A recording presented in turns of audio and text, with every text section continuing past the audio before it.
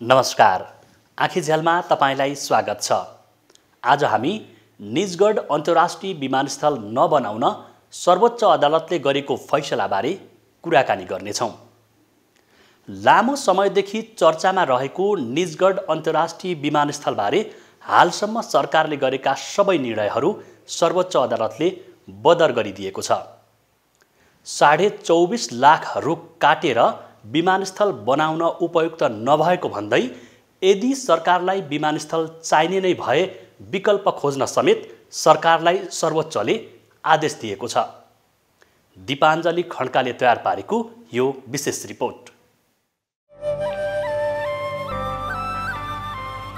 सर्वोच्च अदालतले बारा जिल्लाको निजगढमा प्रस्तावित निजगढ अन्तर्राष्ट्रिय विमानस्थल बनाउने बारे सरकारले अहिलेसम्म गरेका सबै निर्णय बदर गरेको छ। 2079 जेठ 12 गते बिहीबार बसेको बृहत पूर्ण इजलासले नेपाल सरकारलाई अर्को वैकल्पिक विमानस्थल चाहिने भए निजगढको विकल्प खोज्न आदेश दिएको हो। सर्वोच्चले विमानस्थल निर्माणका लागि गरेको वातावरणीय प्रभाव मूल्याङ्कन प्रतिवेदन र त्यसलाई सशर्त स्वीकार गर्ने वन मन्त्रालयको निर्णयलाई पनि बदर गरिदिएको छ। विमानस्थल बनाउने निर्णयहरू बदर गरेको सर्वोच्च अदालतले लिखित फैसला भने उपलब्ध गराएको छैन।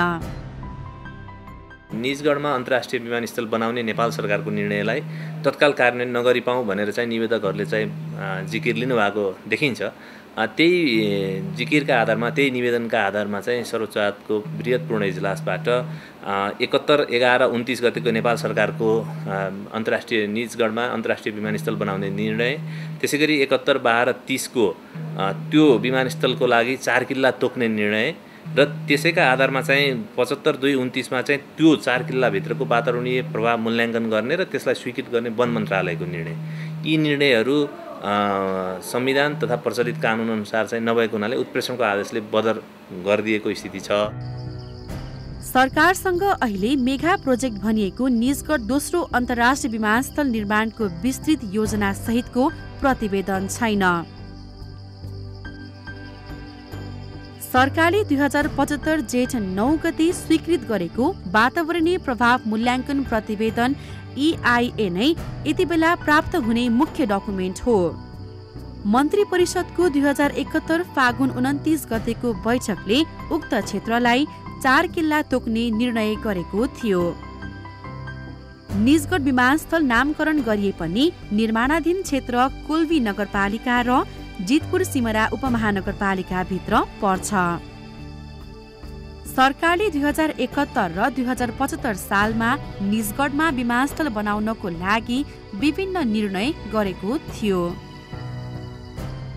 यता सर्वोच्चले विमानस्थल निर्माणका लागि गरेको वातावरणीय प्रभाव मूल्याङ्कन EIA प्रतिवेदन र त्यसलाई सशर्त स्वीकार गर्ने वन मन्त्रालयको निर्णयलाई पनि बदर गरिदिएको छ।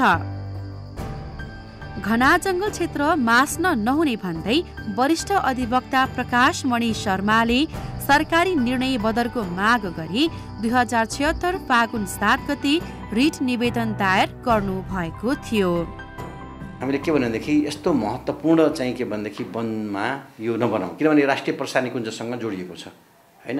अब अहिले आएर 2075 सालको जेठ महिनामा जब यो प्रस्तुत गरियो वातावरणीय प्रभाव मूल्याङ्कन र यसको स्वीकृति प्रदान गरियो, त्यति बेलासम्म चाहिँ के भनेदेखि राष्ट्रिय निकुञ्जको सँग यो वन क्षेत्र जोडिसकेको छ र फङ्सनल कोरिडोर भन्ने कुरा नेपाल सरकारको आफ्नै प्रतिवेदनमा छ र पत्रमा छ। ती सबै हामी कुराहरू उल्लेख गरेर अब चाहिँ के भनेदेखि यसको विकल्प खोज्नु पर्यो हैन।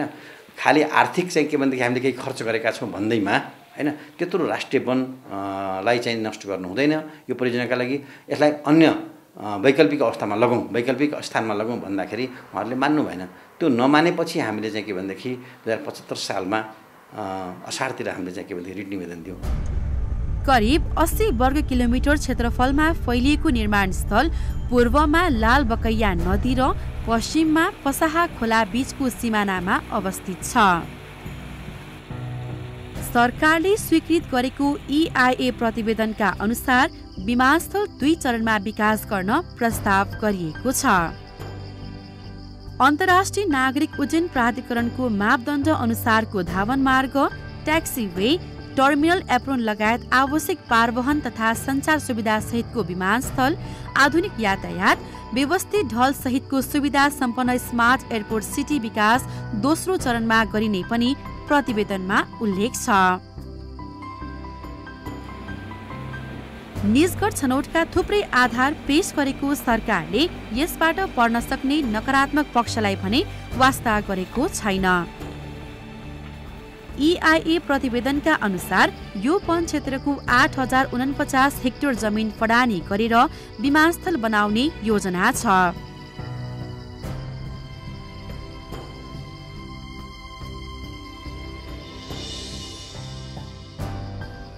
जमिन मुनिको पानी रित्तिँदै जाँदा र यत्रो ठूलो क्षेत्रफलमा जंगल विनाश हुँदा त्यसले खानेपानी, सिँचाइ आदिमा सीधा असर गर्छ। विमानस्थल निर्माण स्थलमा रहेका खानेपानी मुहान सुक्ने, प्रभावित हुने हुँदा यसले स्थानीयमा खानेपानीको समस्या बढ्नेछ। प्रकृतिभन्दा बाहिर हामी छैनौँ। प्रकृतिलाई तलमाथि गऱ्यौँ भने त्यसले चाहिँ भोलि धेरै ठुलो दुर्घटना निम्ताउँछ भन्ने कुरा हामीले बिर्सिएर एकाङ्की काम गर्छौँ। विकासका नाममा, भौतिक विकासका नाममा वन जङ्गलहरू फाड्ने, भएको वातावरणहरू बिगार्ने, खेती योग्य जमिनहरू बिगार्ने, त्यहाँ चाहिँ सहरहरू बनाउने, नदीनालाहरूमा चाहिँ ढलमा हाल्ने अथवा त्यहाँ ठुल्ठुला संरचनाहरू बनाउने लगायत काम गर्छौँ। त्यो चाहिँ आफैमा समस्याको उपज हो भन्दा हामीलाई लाग्छ र त्यो कुरा भएको हुनाले यो अहिले खास गरेर यो निजगढ अन्तर्राष्ट्रिय एयरपोर्टमा पनि त्यही कुरा हुँदै गरेको हामीले देख्यौँ। वन क्षेत्रको नमुना सर्वेक्षण गरी तयार गरेको प्रतिवेदनका अनुसार निजगढ विमानस्थल बनाउनको लागि 24.5 लाख रुख काट्न प्रस्ताव गरिएको छ। EIA प्रतिवेदनले 1 रुख काटे बापत 25 रुख लगाउने भनेको छ। 24 लाख रुखको क्षतिपूर्तिका लागि 6 करोड बिरुवा रोप्नुपर्ने हुन्छ। यत्रो संख्यामा रुखहरू कहाँ रोप्ने भन्ने बारे केही पनि भनिएको छैन। अर्कोतर्फ पर्सा राष्ट्रिय निकुञ्ज जोडेको यो विमानस्थल क्षेत्र हात्ती हिँड्ने कोरिडोर पर्छ। हात्तीको आफ्नै बाटो हुन्छ। बाघ, हात्ती जस्ता जनावर यहाँ नियमित विचरण गर्छन्। हात्ती नियमित हिँड्ने बाटो अवरोध हुँदा हात्ती र मानव बीचको द्वन्द्व समेत बढ्न थालेका छन्। मुख्य कुरा त जति नै सुकैमा विमानस्थल बने पनि हुने चाहिँ ह्याबिटेट फ्रेगमेन्टेसन हो। त्यसले चाहिँ जैविक विविधतालाई नाश गर्ने हो। अर्को कुरा चाहिँ के छ भने मुख्य कुरा चाहिँ त्यहाँ हात्ती हो। यो हात्तीको चाहिँ आफ्नो परम्परागत चाहिँ रुट हुन्छ हिँड्ने। अनि यो परम्परागत रुट भइसकेपछि उनीहरूलाई चाहिँ जहाँसुकै डाइभर्ट गर्नु खोजे पनि अन्त्यमा चाहिँ उनीहरूले हिँड्ने चाहिँ त्यही परम्परागत रुटै हो। त्यो भएपछि त्यसले चाहिँ विमानस्थलमा पनि पछि चाहिँ प्रभाव पार्न सक्ने चाहिँ छ। वातावरणीय र वन जङ्गल क्षति बाहेक निजगढमा अन्तर्राष्ट्रिय विमानस्थल बनेको खण्डमा यहाँ रहेको टाङ्ग्या बस्तीवासी सबैभन्दा धेरै प्रभावित हुनेछ। सरकारले मटियानी, काठघाटका जग्गाहरू अधिग्रहण प्रक्रिया अघि बढाए पनि टाङ्ग्या बस्तीबारे केही पनि निर्णय गरेको छैन। टाङ्ग्या बस्ती सबै प्रस्तावित विमानस्थल क्षेत्रमा पर्छ। अर्कोतर्फ यहाँ बसोबास गरिरहेका स्थानीय बासिन्दाहरूसँग जग्गा जमिनको लालपूर्जा समेत छैन। सन् 1980 को दशकमा सरकारले यस क्षेत्रमा वृक्षारोपणका लागि भन्दै 58 परिवारलाई अस्थायी रूपमा बसोबास गराएको थियो। वृक्षारोपणसँगै टाङ्ग्या कृषि प्रणाली गर्न भनेर ती सर्वसाधारणलाई सरकारले नै ल्याएर बसोबास पनि गराएको थियो। पछि बिस्तारै पहाडबाट बसाई सर्दै यो क्षेत्रमा गएर बस्ने मानिसहरूको संख्या बढ्यो। यहाँको ऐलानी जग्गामा बस्नेहरूको संख्या करिब 8000 को हाराहारीमा रहेको छ। अझै पनि टाङ्ग्या बस्तीको व्यवस्थापन बारे कुनै पनि टुङ्गो लाग्न सकेको छैन। तर पनि सर्वोच्चको फैसलासँगै बारामा विमानस्थल बनाउनु पर्ने माग राख्दै विरोधहरू भने सुरु भएको छ। मध्य प्रदेशको गेम चेन्जरका रूपमा हेरेको निजगढ अन्तर्राष्ट्रिय विमानस्थलको काम जसरी पनि अगाडि बढाउनु पर्ने माग उनीहरूको छ। विमानस्थलबाट प्रभावित हुने स्थानीय बासिन्दाहरू भने आफूहरूको पुनर्स्थापनाको ग्यारेन्टी हुनुपर्ने बताउँछन्। वृक्षारोपण गरेर वृक्ष हुर्का बापत के पाउँछौँ त हामी भनिसकेपछि त्यतिखेरको तत्कालको सरकारले के भने तपाईँहरूको व्यवस्था पुनर्वास हामी गर्छौँ, तपाईँहरू ढुक्क हुनुहोस् भन्यो। अनि त्यहाँबाट त्यो ठाउँबाट सारिसकेपछि सरकारले के हो भने फाइदाजनक लाग्यो कि वृक्षारोपण हुर्क्यो, अब पक्नुहोस्, अब तपाईँलाई 3 वर्षपछि यो सालमा बस्नुहोस्, यो 3 साल भनेर त्यहाँबाट अन्त सार्यो। त्यसो गर्दा गर्दा 32 सालमा भयो, 36 साल 37 साल 38 साल 46 सालसम्म, यो अन्तिममा 46 सालमा यहाँ आइपुग्यो। आइसकेपछि यहाँपछि जब यो देश परिवर्तन भयो, प्रजातन्त्र आयो, बहुदल आइसकेपछि तत्काल प्रधान पञ्चायत हटिसकेपछि त्यतिखेरको सरकारले न अन्त वृक्षारोपण गर्न सक्यो, न यहाँको जनतालाई व्यवस्थित गर्न सक्यो। जितपुर सिमरा महानगरपालिकाको अन्तर्गत तपाईँहरू गल्ली गल्ली हेर्नुहुन्छ भने सबै पिच बाटो राम्रो भएको छ। खोइ त हामीले सम्मान पाएको के हामी चाहिँ राज्यको जनता होइन र? हामीलाई पनि दुःख लाग्छ। हामीले पनि जितपुर सिमरा महानगरपालिकाको जनताले सम्मान पाउँदाखेरि हामीले पनि पाउन्, हाम्रो पनि बाटोघाटो राम्रो होस्, हाम्रो पनि स्वास्थ्य शिक्षा राम्रो होस् भनेर चाहन्छु। तर सरकारले नै हामीलाई हेर्दैन भने हामीले चाहिँ चोरेर ठगेर त यहाँ विकास गर्नु भएन। किनभने स्थानीय सरकार जनप्रतिनिधिले चाहेर पनि गर्न दिएको छैन। किनकि अब यो एयरपोर्ट बन्ने ठाउँमा किन गर्ने भन्नुहुन्छ। यो एयरपोर्टको नाममा एउटा मौलिक हक अधिकार पर्ने बालबालिकाले पाउनुपर्ने एकदमै राज्यको एउटा चाहिँ पहिलो यसलाई चाहिँ पहिलो प्राथमिकता राख्नुपर्ने शिक्षा जस्तो चिजमा चाहिँ यसरी चाहिँ आनाकानी गरेर शिक्षा क्षेत्रमा चाहिँ लापरवाही गरेर चाहिँ यहाँको बालबालिकाको भविष्यलाई चाहिँ अन्योलमा नपारियोस् भन्ने मेरो सरकार समक्ष अनुरोध गर्न चाहन्छु। नेपाल वातावरण पत्रकार समूह नेफेजले पनि निजगढ विमानस्थलले पार्न सक्ने असर र नोक्सानी बारे विगतदेखि नै बहस र पैरवी समेत गर्दै आएको छ।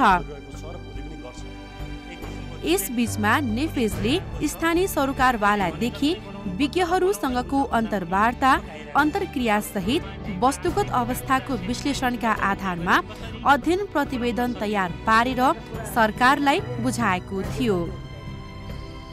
सरकारले विस्तृत अध्ययन बिना वातावरणीय प्रभाव मूल्याङ्कन प्रतिवेदन स्वीकृत गरेपछि यो परियोजना बारे अनेक प्रश्न र शङ्का उत्पन्न भएका हुन्। कुनै पनि परियोजना निर्माण गर्दा त्यसको विस्तृत अध्ययनपछि वातावरणीय प्रभाव मूल्याङ्कन अध्ययन गर्नुपर्ने जस्ता कानुनी प्रक्रियाहरू पूरा गर्नुपर्ने माग नेफेजले गर्दै आएको छ। वातावरणको पक्षमा वकालत गर्ने पैरवी गर्ने संस्थाको हिसाबले हामी त सधैँ झकझगाइरहने हो होइन। सम्बन्धित निकायहरूसँग विरोध गरिराख्छौँ, झकझगाइरहन्छौँ। वातावरण संरक्षणको मुद्दामा त हामी लागि नै रहन्छौँ र त्यति भन्दै पनि मुख्य मुद्दा चाहिँ के हो भन्दाखेरि ठुला आयोजनाहरू गर्दाखेरि वातावरणीय प्रभाव मूल्याङ्कन चाहिँ राम्रोसँग गर्नु पर्यो। नेपालको महत्वाकांक्षी परियोजनाको रूपमा हेरेको निजगढ अन्तर्राष्ट्रिय विमानस्थलको निर्माणमा सर्वोच्चले अनपेक्षित रूपमा रोक लगाइदिएपछि अहिले यो विषयले सर्वत्र चर्चा पाएको छ। 2079 जेठ 16 गते बसेको प्रतिनिधि सभाको अन्तर्राष्ट्रिय सम्बन्ध समितिले निजगढ अन्तर्राष्ट्रिय विमानस्थलको काम अघि बढाउन सरकारलाई निर्देशन नै दिएको छ। राष्ट्रिय हित, सुरक्षा र आर्थिक विकासको दृष्टिबाट अत्यावश्यक निर्माणाधीन निजगढ अन्तर्राष्ट्रिय विमानस्थलको निर्माण कार्यलाई शीघ्र अघि बढाउन आवश्यक कानुनी, प्रशासनिक र व्यवहारिक कार्य गर्न समितिले नेपाल सरकारलाई निर्देशन दिएको हो।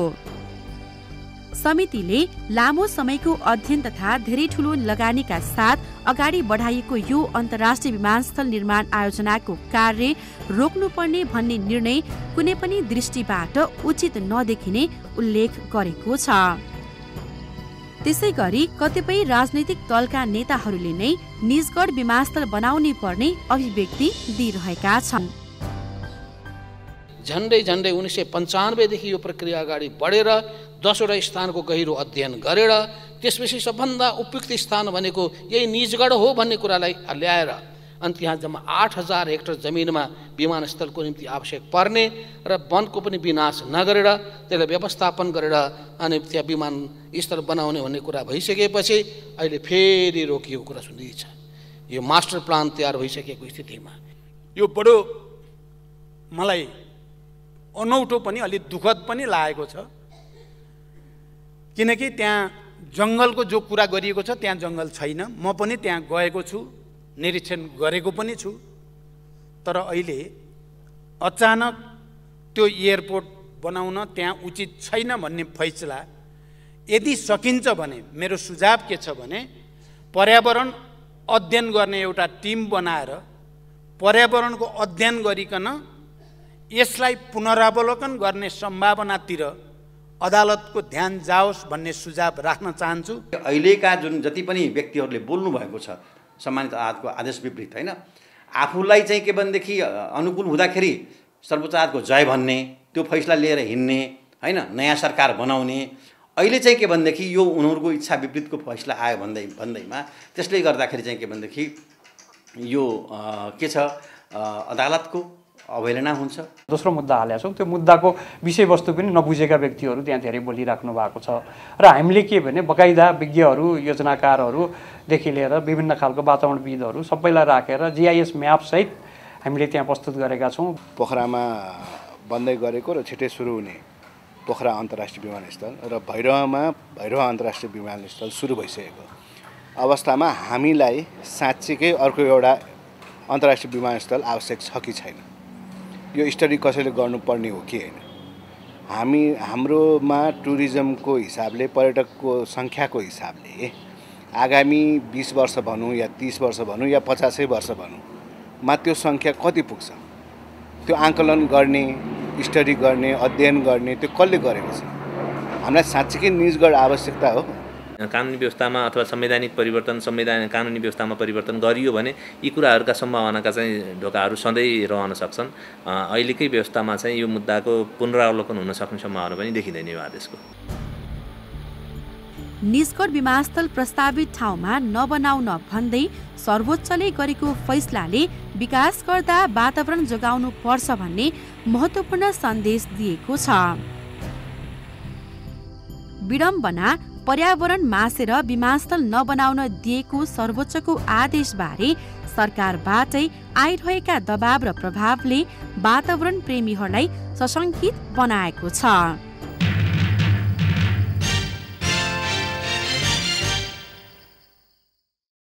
विकास देशका लागि आवश्यक कुरा हो, तर विकास निर्माणका काम गर्दा वातावरणीय पक्षलाई भने ध्यान दिनै पर्छ, किनभने एकपटक विनाश भइसकेका प्राकृतिक स्रोतलाई पुरानै अवस्थामा फर्काउन असम्भव हुन्छ।